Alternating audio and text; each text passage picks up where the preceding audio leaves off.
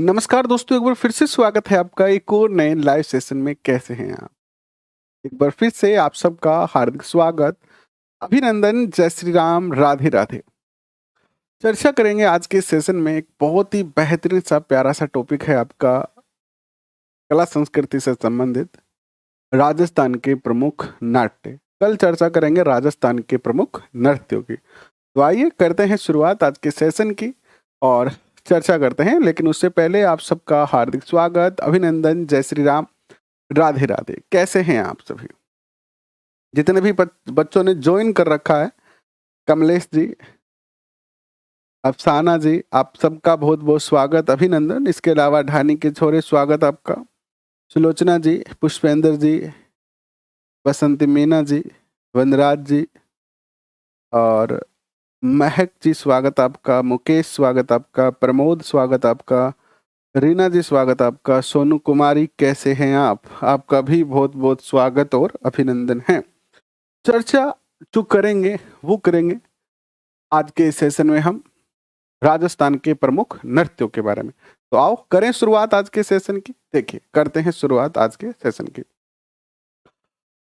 इस टॉपिक से आपको कैसे क्वेश्चन पूछे जाएंगे, जैसे रामलीला कहाँ की प्रसिद्ध है, रासलीला कहाँ की प्रसिद्ध है, गौरी नाट्य जो है वो किनके द्वारा, या गौरी नाट्य में जो है राई किसका प्रतीक है ना, और जो है वो नौटंकी कहाँ की प्रसिद्ध है, तमाशा कहाँ का प्रसिद्ध है, तमाशे के प्रमुख कलाकार कौन है, तुर्रा कलंगी किससे संबंधित है। ये जो क्वेश्चन है वो इस टॉपिक से संबंधित हैं, जो पूछे जाते रहे हैं। तो इसी प्रकार के क्वेश्चन आपसे जो है वो पूछे जाने वाले हैं।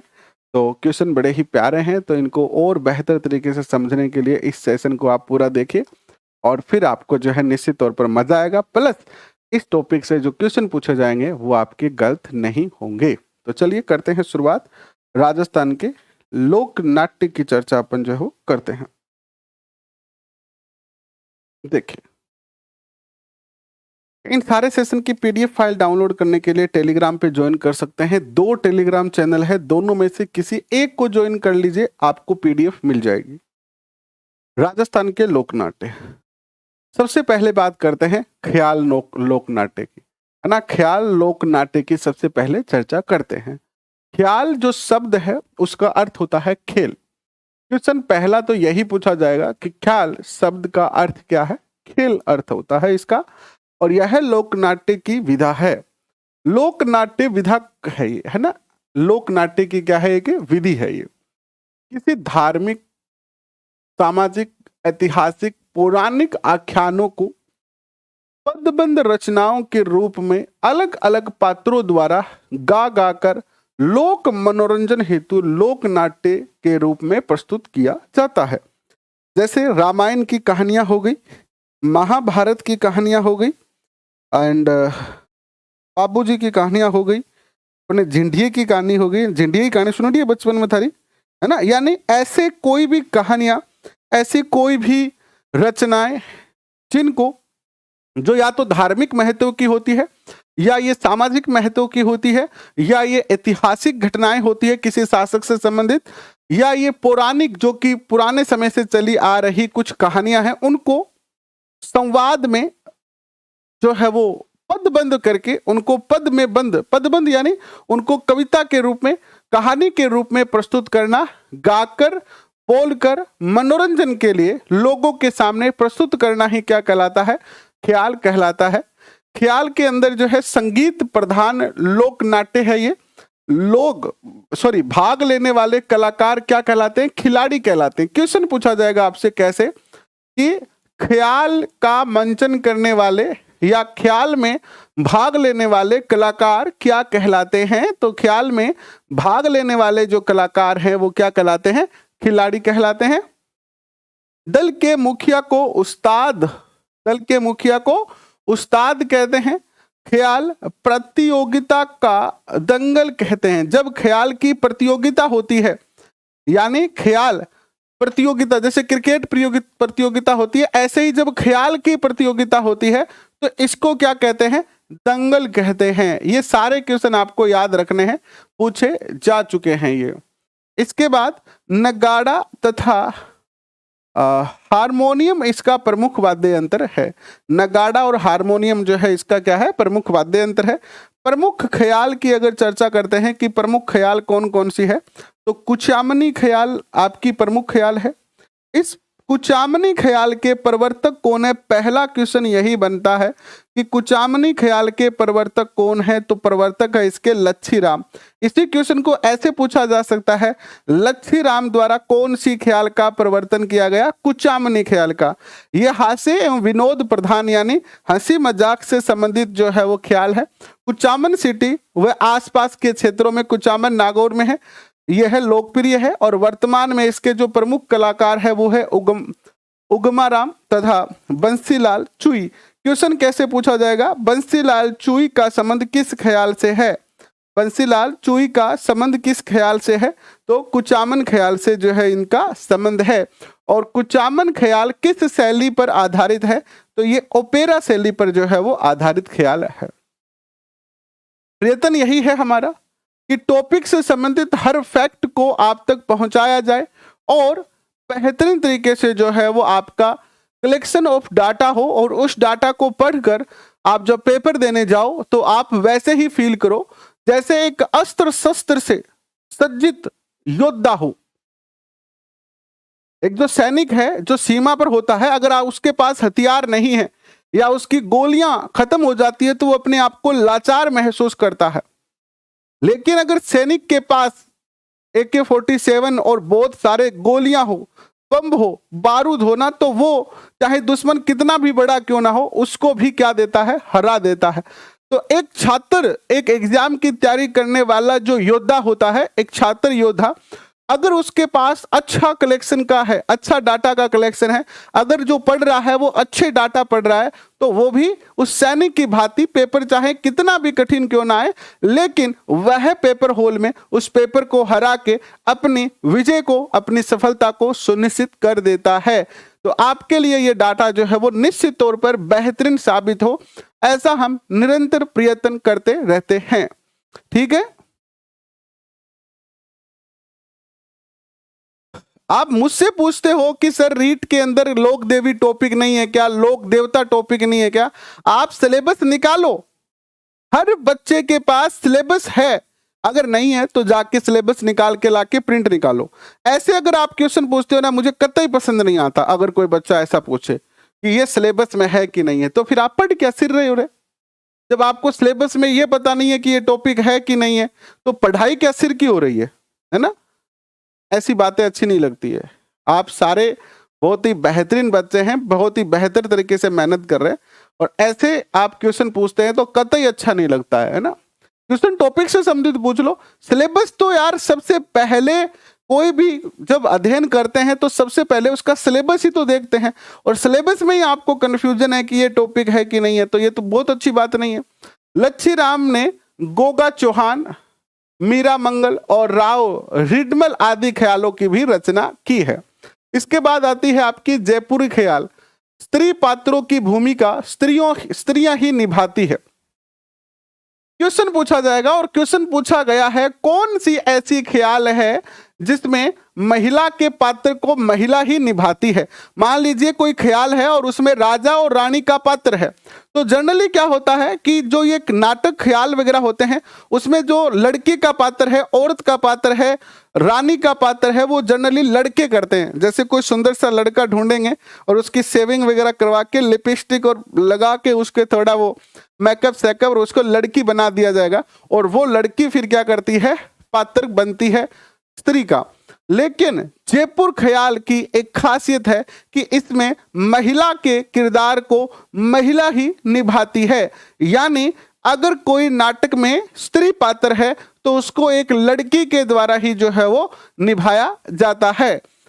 ठीक है, इसके बाद देखिएगा गुनी जन खाने के कलाकार भाग लेते हैं। प्रचलन इसका जयपुर और आसपास के कस्बों में है। फिर आती है शेखावाटी या चिड़ावा की ख्याल। इसके जो प्रवर्तक हैं वो नानूराम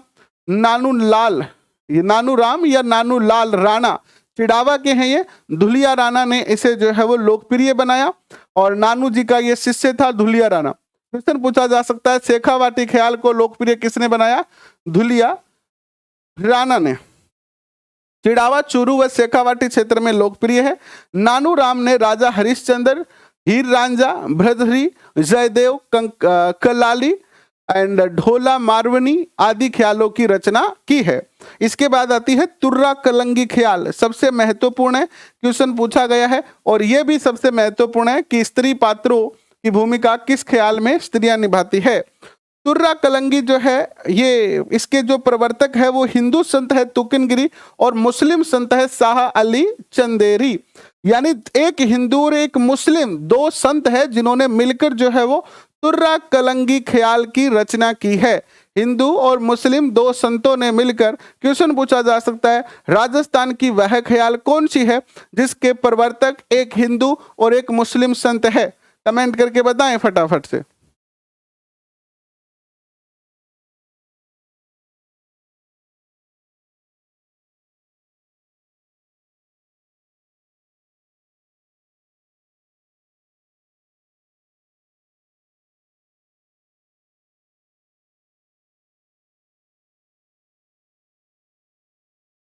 और देखिए देखिए कौन सी ख्याल है, तुर्रा कलंगी ख्याल है। हिंदू संत कौन है, तुक्कन और मुस्लिम संत है शाह अली चंदेरी। चंदेरी कहाँ के थे, ये एमपी के थे। तुक्कन शिव के उपासक हैं। तुक्कन जो है वो भगवान शिव के क्या हैं, उपासक हैं। और शाह अली जो है वो शक्ति, शक्ति किसे कहते हैं, माता दुर्गा, जो शिव की पत्नी है माता गौरी, उसे शक्ति कहते हैं। तो शाह अली शक्ति के उपासक हैं और तुक्कन शिव के उपासक है। तुक्कन भगवा वस्त्र धारण करते हैं और शाह अली हरे रंग के वस्त्र धारण करते हैं। दोनों ने मेवाड़ आकर विधा प्रचलित की है। जनरली मुस्लिम जो संत होते हैं वो हरे कलर के ही कपड़े पहनते हैं और अपने हिंदू संत जो होते हैं वो कैसे पहनते हैं, भगवा रंग के वस्त्र पहनते हैं। और ये दोनों राजस्थान आते हैं और राजस्थान आकर इन्होंने जो है इस तुर्रा कलंगी जो है ख्याल की रचना की। दोनों के बीच शास्त्रार्थ यानी शास्त्रों को लेकर तर्क होता है, काव्य दंगल होता है। चंदेरी के राजा ने तुक्कन को अपने मुकुट का तुर्रा, क्वेश्चन देखना, चंदेरी के जो राजा हैं उन्होंने तुक्कन को अपने मुकुट का तुर्रा एवं शाह अली को अपने कलंगी भेंट की और तभी से इस ख्याल का नाम जो है वो क्या रखा गया, तुर्रा कलंगी ख्याल रखा गया। तुर्रा शिव का और कलंगी पार्वती का प्रतीक है। यह क्वेश्चन बारंबार पूछा जा चुका है कि तुर्रा कलंगी ख्याल में तुर्रा किसका प्रतीक है, भगवान शिव का, और कलंगी जो है माता पार्वती का क्या है, प्रतीक मानी जाती है। राजस्थान के चित्तौड़गढ़, घोसुंडी, निम्बाहेड़ा, सहेडू सिंह तुर्रा और वर्तमान में जो है वो निम्बाहेड़ा के सेठू सिंह तुर्रा और हमीद कलंगी के नेतृत्व में जो इनके नेतृत्व में इनका प्रारंभ किया गया। तुर्रा कलंगी ख्यालों के दंगल में दोनों पक्षों में बैठकर प्रतिस्पर्धा मूलक संवाद होते हैं जिसे बैठक या गम्मत या गाना कहते हैं। ठीक है, इसके बाद आती है अली बख्शी ख्याल। अली बख्शी ख्याल जो है ये क्या है, इसके जो प्रवर्तक है वो राव अली बख्शी है, अली बख्श है। ये कहाँ के हैं, मुंडावा। मुंडावा कहाँ है, अलवर में स्थित है। अलवर में सर्वाधिक लोकप्रिय है अली बख्शी ख्याल। अलवर की कौन सी ख्याल सर्वाधिक लोकप्रिय है, तो आप कहेंगे कि अली बख्शी ख्याल जो है वो सबसे ज्यादा लोकप्रिय है अलवर में। और इस ख्याल का आलाप अपनी विशिष्ट पहचान रखता है। आलाप किसे कहते हैं, जब भी कोई गीत गाते हैं तो पहले आलाप लेते हैं, यानी किसी सुर को लंबा खींचना, किसी सुर को लंबा खींचना आलाप कहलाता है। अली बख्श को अलवर का रस खान कहा जाता है, ये याद रख सकते हैं आप। इसके बाद हेला ख्याल, सीधा क्वेश्चन पूछा जाएगा, हेला ख्याल कहाँ की प्रसिद्ध है, तो प्रारंभ में इसके कलाकार या शायर हेला जाति के थे और प्रारंभ में बम्ब वादन से फिर सुमरनी और फिर चढ़ाव और फिर टेर के द्वारा हेला ख्याल का शुरुआत होता है।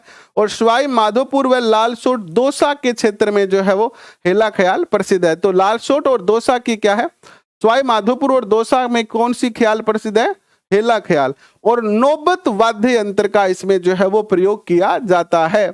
नौबत वाद्य यंत्र का इसमें क्या किया जाता है, प्रयोग किया जाता है। इसके बाद देखिएगा कन्हैया ख्याल आती है। कौन सी ख्याल आती है? कन्हैया ख्याल। हेला ख्याल से मिलती जुलती है। करौली, सवाई माधोपुर, भरतपुर, धौलपुर में इसका प्रचलन है। मूल रूप से मीना जाति के द्वारा इस ख्याल का क्या किया जाता है? प्रचलन किया जाता है। एक तरीके से ये नाटक जैसे ही होते हैं, है ना, बस इसमें गाने और संवाद के जरिए इसको प्रस्तुत किया जाता है। नाटक देखे होंगे बचपन में आपने, और 15 अगस्त 26 जनवरी को स्कूल में नाटक किए होंगे, किए कि नहीं किए? तो उसी तरीके का ये नाटक होते हैं, अलग अलग विषयों पर आधारित होते हैं, और इनकी चर्चा हम जो है वो करते हैं, और ये क्वेश्चन में भी पूछे जाते हैं। ठीक है, इसके बाद देखिए, कन्हैया लोकगीत के प्रस्तुतिकरण करने वाले मेडिया कहलाते हैं।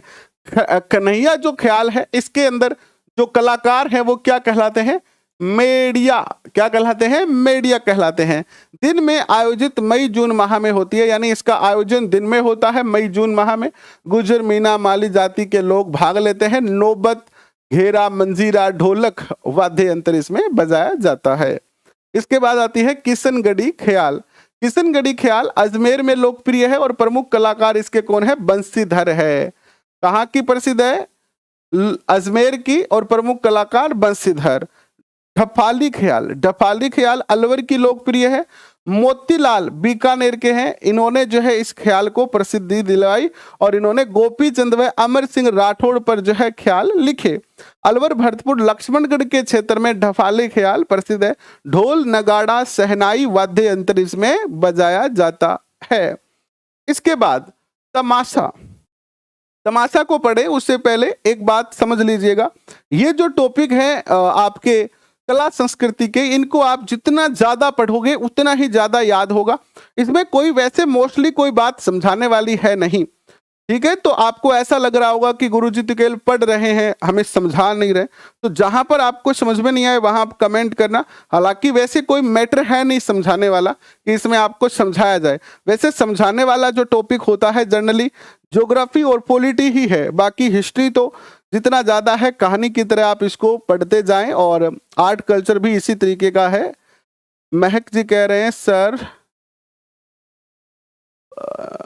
बम वादन ये क्या होता है? देखो, बम वादन क्या होता है ना, सुमिरन क्या होता है? देखो, बम जो होता है उसे किसे कहते हैं? एक बड़ा जो नगाड़ा होता है उसे बम कहते हैं।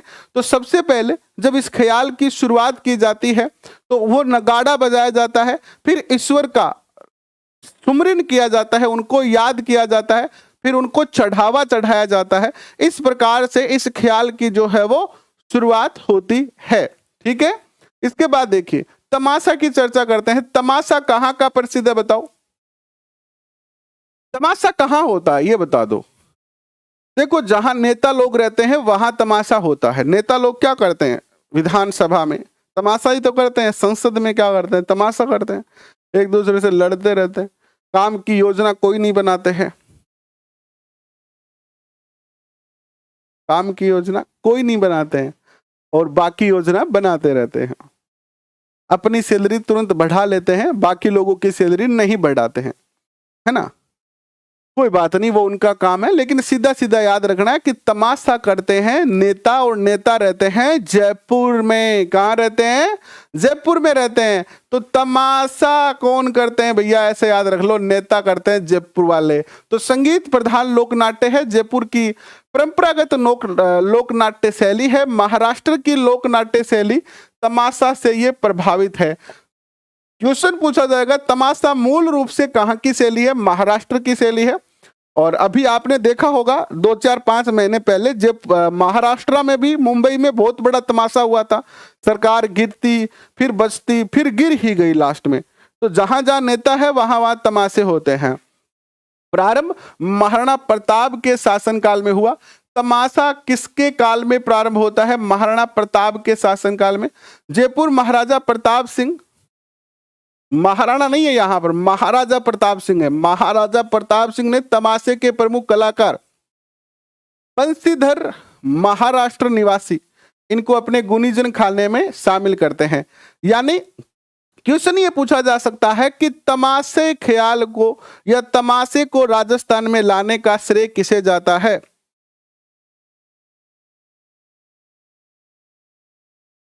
तमाशे को राजस्थान में लाने का श्रेय किसे जाता है? महाराजा प्रताप सिंह को जाता है। महाराजा प्रताप सिंह जो है महाराष्ट्र के कलाकार बंशीधर भट्ट को महाराष्ट्र से कहां लेके आते हैं? महाराष्ट्र से इसको ये जो है वो राजस्थान के जयपुर में लाते हैं। ठीक है। भट्ट परिवार मुख्यतः बुलंदशहर यूपी के रहने वाले थे और उस्ताद परंपरा फूल सिंह भट्ट ने प्रारंभ की थी। उस्ताद जनरली गुरु को जो है वो उस्ताद कहा जाता है, गुरु को उस्ताद कहा जाता है, चेले को शागिर्द कहा जाता है। राम सिंह द्वितीय ने तमाशे के कलाकारों को आश्रय प्रदान किया और प्रमुख वाद्य यंत्र है तमाशे का सारंगी, तबला, नक्कारा और हारमोनियम। तमाशे के संवाद काव्य में इसमें संगीत, नृत्य, गायन तीनों की प्रधानता होती है, यानी संगीत भी होता है, नृत्य भी होता है और गायन भी होता है। अखाड़ा किसे कहते हैं? जहां खुले मंच पर तमाशा होता है उसे अखाड़ा कहते हैं। कलाकार को क्या, किसके मुख्य कलाकार कौन है? गोपी जी भट्ट है, मुन्नू जी भट्ट है, फूल जी भट्ट है, वासुदेव है। स्त्री पात्रों की अगर बात करते हैं तो स्त्री की भूमिका स्त्री ही निभाती है। नृत्य की गोहर जान, याद रखना, नाचने वाली है, नृत्य की है। गोहर जान ये जयपुर की है और स्त्री पात्र का अभिनय करने वाली है। तो क्वेश्चन पूछा जाएगा आपसे, गोहर जान किस लोक नाट्य से संबंध रखती है? गोहर जान किस लोक नाट्य से संबंध रखती है? तो गोहर जान का संबंध है तमाशा से। किससे संबंध है इसका? तमाशा से है। बंशीधर भट्ट द्वारा रचित तमाशों की बात करें तो पठान, जोगी जोगन, कान गुजरी, लैला मजनू, रसीली, तंबोलन, छेला पनिहारिन, हीर रांझा, छुट्टन मियां। अब क्वेश्चन पूछा गया था एक बार, क्वेश्चन क्या पूछा गया था कि कान गुजरी और क्वेश्चन यही पूछा गया था कि कान गुजरी का संबंध किससे है? कान गुजरी का संबंध किस नाट्य से है? तो कान गुजरी का संबंध है तमाशे से। क्वेश्चन पूछा जा सकता है अब की बार आपसे कि छेला पनिहारिन, हीर रांझा, छुट्टन मियां, इनका संबंध किससे है? तो इनका संबंध भी किससे है? तमाशे से है। याद रखना, ये तमाशे हैं सारे के सारे, है ना। तमाशे के ये क्या है? टाइटल है, पठान, जोगी जोगन, कान गुजरी, लैला मजनू, है ना। जयपुर क्षेत्र में निम्न अवसर पर अलग अलग प्रकार के तमाशे किए जाते हैं। क्वेश्चन पूछा जाएगा, जयपुर में शीतलाष्टमी के अवसर पर कौन सा तमाशा किया जाता है? जुट्ठन मियां का तमाशा, जिसमें जुट्ठन मियां क्या है? जुट्ठन मियां जो है इसके मुख्य पात्र हैं। होली के अवसर पर कौन सा जो है वो तमाशा किया जाता है जयपुर में? जोगी जोगन। और होली के दूसरे दिन कौन सा तमाशा किया जाता है? हीर रांझा, दिन में किया जाता है ये। और इसके बाद चैत्र अमावस्या को गोपी चंद का जो है तमाशा किया जाता है।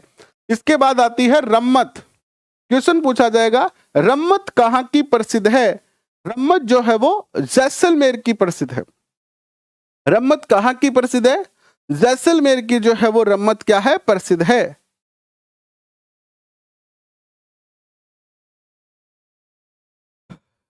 रुपेंद्र कह रहे हैं कि सर आप हमारे जवाब नहीं देखते हैं।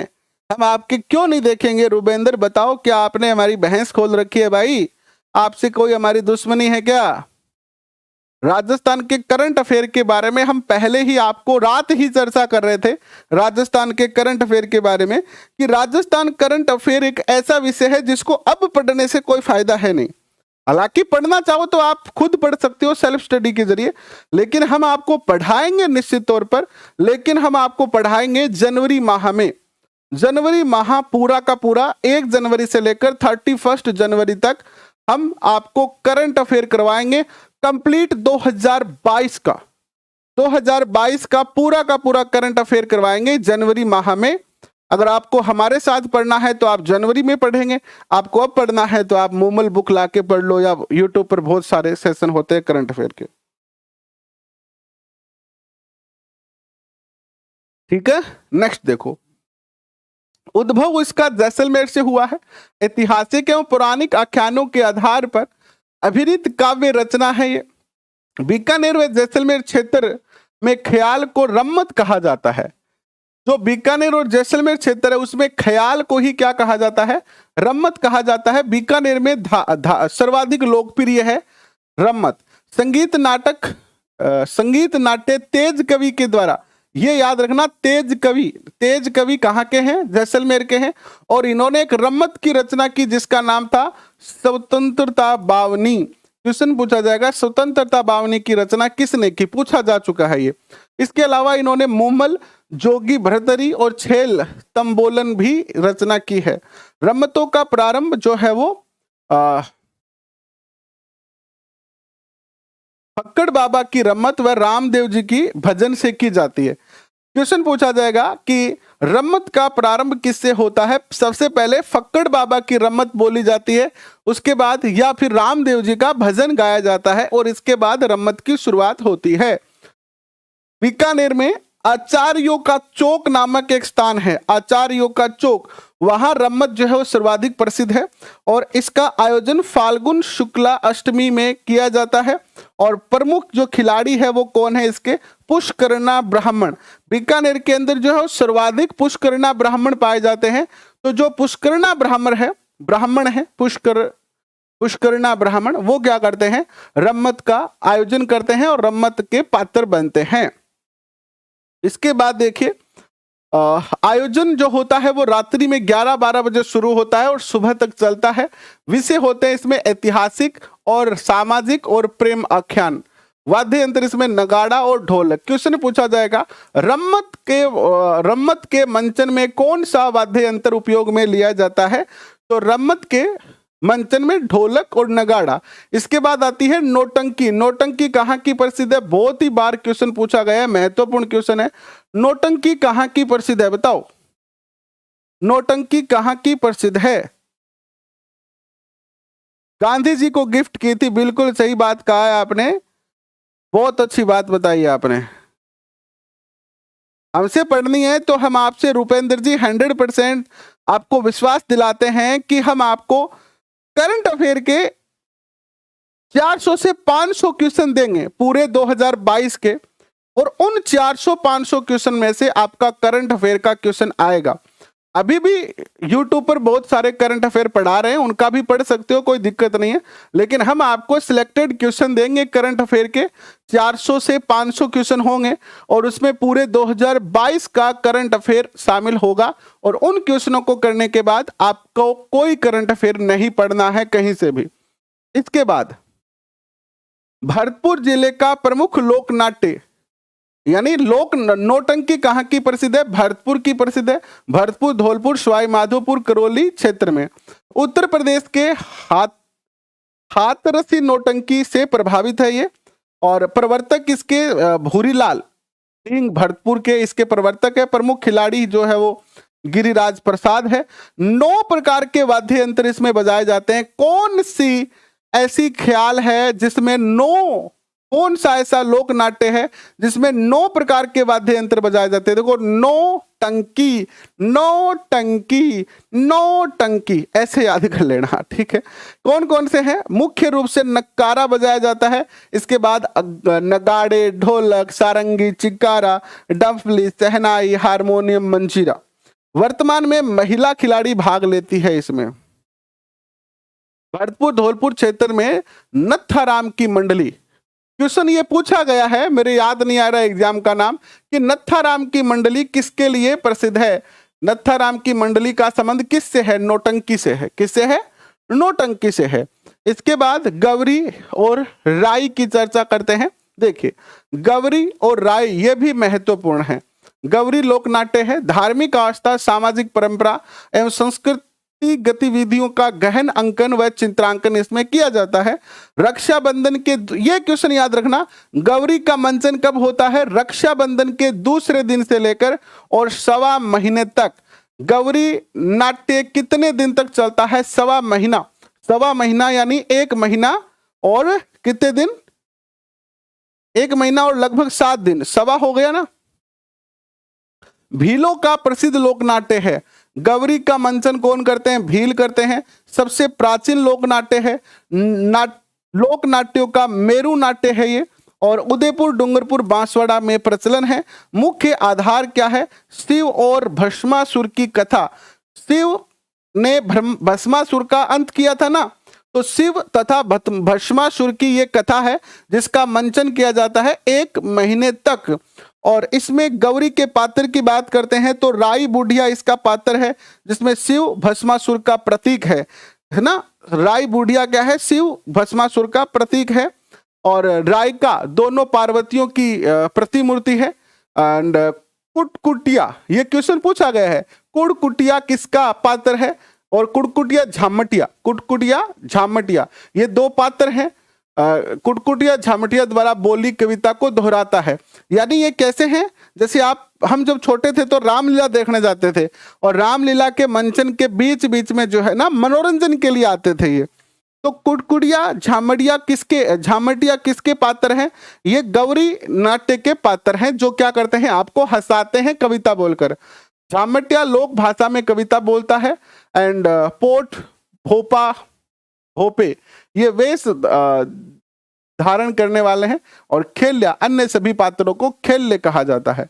धड़ावत, बलावन, गौरी के 2 अंतिम पर्व खेले अन्य सभी पात्र को कहते हैं। कुटकुटिया क्या कहता है? कुटकुटिया नाट्य का सूत्रधार होता है।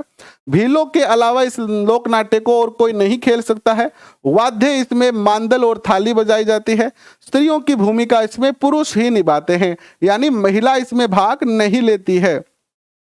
धार्मिक लोक नाट्य हैं। गौरी पार्वती, गौरी जो है वो पार्वती का स्वरूप है और भीलों की प्रमुख आराध्य देवी भी है ये। गौरी की धाई यानी गौरी के विभिन्न प्रसंगों को मूल कथानक से जोड़ने हेतु बीच बीच में गाए जाने वाले सामूहिक गीत है। और इन सामूहिक गीतों को क्या कहा जाता है? गौरी की धाई कहा जाता है। इसके बाद आता है स्वांग। स्वांग देखा है आपने कभी? अभी होली आएगी ना आगे, अभी तो दीपावली आ रही है। दीपावली के बाद आप अध्यापक लग जाएंगे, फरवरी में आपका पेपर हो जाएगा, फिर मार्च में आएगी होली। होली के अवसर पर जो है स्वांग रचे जाते हैं। खास तौर पर क्या रचे जाते हैं? स्वांग रचे जाते हैं।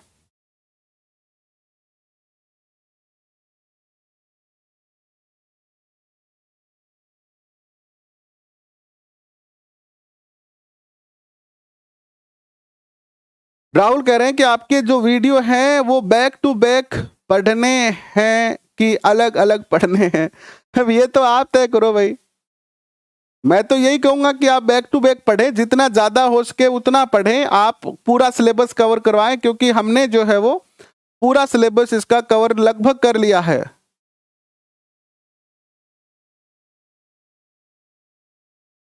ठीक है, तो जितना ज्यादा, अब देखो मेरा काम, मैंने आपसे वादा किया था कि 2 महीने यानी 60 दिन में आपको सिलेबस करवाऊंगा। जब पेपर जनवरी में होने की बात थी तब मैंने आपसे एक वादा किया कि हम आपको 2 महीने में सिलेबस करवाएंगे। और ये 2nd महीना चल रहा है ना। और हम आपको सिलेबस ऑलमोस्ट लगभग 75 से 80% सिलेबस करवा चुके हैं। अब आपको पढ़ना है। हमने वीडियो बना के डाल दिए हैं, सारी की सारी लाइव क्लासें हुई है, सबकी PDF टेलीग्राम पे डाल दिए। अब आप उसको कितने दिन में पढ़ते हो, कैसे पढ़ते हो, बैक टू बैक पढ़ते हो, अलग अलग पढ़ते हो, वो अब सब आपके काम है। मैं एक बार सिलेबस करवाऊंगा, उसके बाद केवल रिवीजन करवाऊंगा, वो भी मल्टीपल चॉइस क्वेश्चन के द्वारा। यानी डिटेल क्लास जो है वो जनरली मान के चलो अगले महीने की 10 तारीख तक ही चलेगी। उसके बाद डिटेल क्लास बंद हो जाएगी, केवल और केवल प्रीवियस ईयर क्वेश्चन ही हम करेंगे। और हम पूरा का पूरा जो कोर्स है वो बिना किसी शुल्क के आपको कंप्लीट करवा रहे हैं, जिसको आप यहां पर पढ़ सकते हैं और इनकी PDF आप डाउनलोड कर सकते हैं टेलीग्राम से। किसी के रूप को अपने में आरोपित कर लेना और उसे प्रस्तुत करना स्वांग कहलाता है। जैसे आपने देखे होंगे होली के अवसर पर कोई रावण बन जाता है, कोई राक्षस बन जाता है, कोई, जनरली हम जब छोटे थे तो हमें बड़ा मजा आता था, है ना। ऐसे पुलिस, कुछ लोग जो है होली के अवसर पर ऐसे पुलिस बन के आते थे ना। तो वो हमारे मोहल्ले में एक दुकान थी, उस पे आया एक बार, हमें बचपन की एक घटना याद आती है कि ऐसे एक हाथ में डंडा, दूसरे हाथ में एक डायरी, और उससे पूरे वस्त्र पुलिस वाले, यहाँ पर राजस्थान पुलिस लिखा हुआ, बाकी उसके वो अशोक स्तंभ वगैरह नहीं लगे होते क्योंकि वो नकली होता है। स्वांग रचता है वो। तो ऐसे आया और उस दुकान वाले को कहा, हमें तुम्हारी शिकायत मिली है कि तुम जो हो कम तोलते हो प्लस तुम मिलावट करते हो। और दुकान वाला डर गया, बोले ना साहब थाना कौन कहो, मैं तो धर्म ही कौन करा, चेक कर लो। तो वो जो स्वांग रचने वाला था उसने पूरा माहौल बनाया, बोला अभी चेक करते हैं, तुम्हारी 5 शिकायतें आ चुकी है मेरे पास थाने में।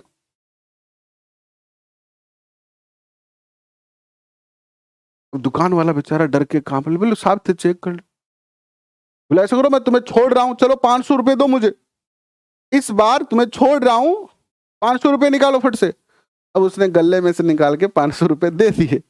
काफी बचपन की बात है ऐसी। फिर उसने क्या किया, 400 रुपए तो वापस दे दिए बाद में और 100 रुपए अपने रख लिए। तो इस तरीके से स्वांग रचा जाता था। एक व्यक्ति ऐसा था हमारे यहाँ, जो खींप होती ना, खींप, पूरे वस्त्र तो निकाल देता था वो, और ऐसे कच्चा पहनता था और अपने शरीर के ऊपर खींप लगा लेता था, खींप, और खींप मैन बन के आता था। यानी अलग अलग स्वांग होते थे, बहुत मजा आता था। अब तो इतना देखने को नहीं मिलता है, लेकिन बचपन की बात बता रहा हूं आपको। आगे चलते हैं। स्वांग कला भरतपुर क्षेत्र में जो है वो पुरानी मनोरंजन कला है। खासतौर पर भरतपुर में बहरूपिया स्वांग करने वाले को कहते हैं। रावल, भांड, मानमती जाति द्वारा जो है स्वांग प्रस्तुत किया जाता है। जनरली इसको भांड कहा जाता है। क्या कहा जाता है? भांड कहते थे हम। क्या कहते थे? भांड कहते थे, है ना, भांड कहते थे इसको, कि भांड आया, भांड आया, भांड आया। चैत्र कृष्णा त्रयोदशी को भीलवाड़ा जिले में मांडल में नाहरों की स्वांग बहुत प्रसिद्ध है।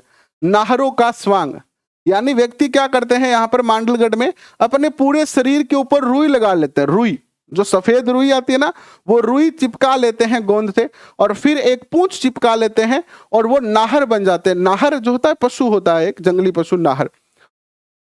मारवाड़ जाति में रावल जाति के लोग द्वारा स्वांग किया जाता है। धनरूप भांड प्रसिद्ध, याद रखना, धनरूप भांड।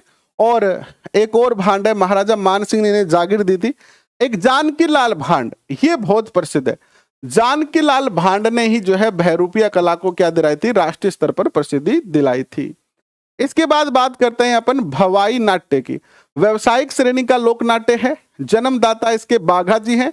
मुख्य रूप से गुजरात का लोक नाट्य है। राजस्थान में गुजरात के सीमावर्ती जो जिले हैं वहां पर इसको खेला जाता है। संगीत की बजाय नृत्य, अभिनय व कलाकारी पर अधिक जोर दिया जाता है। सामाजिक समस्याओं से जुड़े हुए नाटक किए जाते हैं इसमें, और भवाई जाति के लोग इसके खिलाड़ी होते हैं। प्रमुख भवाई लोक नाट्य कौन से हैं? जसमा ओडम शांता गांधी द्वारा लिखा गया था। यह क्वेश्चन पूछा जा चुका है। जसमा ओडम की रचना किसने की? जसमा ओडम की रचना किसने की? शांता गांधी के द्वारा इस नाट्य को लिखा गया था। भवाई नाट्य है ये। इसके अलावा बीका जी और बाघा जी, ढोला मारू, सगोजी सगी जी, याद रखना, सगोजी सगी जी क्या है? भवाई नाट्य है। बाघ सारणी एंड नफरी, नगाड़ा मंजरी। इसके बाद आता है गंधर्व नाटक। गंधर्व नाटक मूलतः मारवाड़ क्षेत्र का लोक नाट्य है। गंधर्व पेशेवर नृत्यकार होते हैं। इनके द्वारा संगीत नाट्य अंजना सुंदरी और मैना सुंदरी का प्रदर्शन किया जाता है। गंधर्व नाटक कलाकार सभ्य, शिक्षित और शिष्ट होते हैं और अपने जीवन के मिशन के रूप में इन्हें करते हैं। इसके बाद आती है रासलीला। भगवान कृष्ण के जीवन चरित्र पर आधारित होती है। शिवलाल कुमावत प्रमुख जो है रासलीला के कलाकार हैं, याद रखना। और ये फुलेरा जो है रासलीला के लिए प्रसिद्ध है। फुलेरा जयपुर प्रमुख केंद्र है रासलीला का। और जनुथर नामक स्थान है, ये भरतपुर में है, ये भी रासलीला के लिए प्रसिद्ध है। रामलीला के लिए कौन प्रसिद्ध है? बिसाऊ, झुंझुनू। यहां मूक रामलीला होती है। कौन सी होती है? मूक रामलीला, याद रखना, यानी बिना संवाद वाली रामलीला। इसके अलावा पाटूदा कोटा, और पाटूदा गांव है कोटा का, एंड जुरहरा गांव है भरतपुर का, यहाँ की रामलीला भी प्रसिद्ध है। अटरू 12 की रामलीला में धनुष जो है वो राम जी नहीं तोड़ते हैं, दर्शक तोड़ते हैं। और एक है आपकी ढाई कड़ी के दोहे की रामलीला, मांगरोल 12 की प्रसिद्ध है। क्वेश्चन पूछा जाएगा कि ढाई कड़ी की, कड़ी यानी दोहे की कड़ी, दोहा बोला जाता है, उसमें 2.5 लाइनें बोली जाती है, 2 और आदि। तो ढाई कड़ी के दोहे की रामलीला कहाँ की प्रसिद्ध है? मांगरोल बारा की प्रसिद्ध है। और ये आपका लोक नाट्य का टॉपिक हो गया है पूर्ण। बताना आपको ये टॉपिक जो है वो कैसा लगा। हमने अपनी तरफ से प्रयत्न किया है कि आपके लिए बेस्ट डाटा लेके आए, और बाकी आप कमेंट में बताते जाइएगा कि आपको ये जो सेशन है वो कैसे लग रहे हैं। अगर सेशन अच्छे लगे, आप पहली बार सेशन में आए हैं, आप हमारे परिवार के सदस्य नहीं हैं, तो आप सब्सक्राइब बटन पे क्लिक करके और जो है वो बेल आइकन जरूर दबा दें, ताकि आप हमारे परिवार के सदस्य बन जाएं।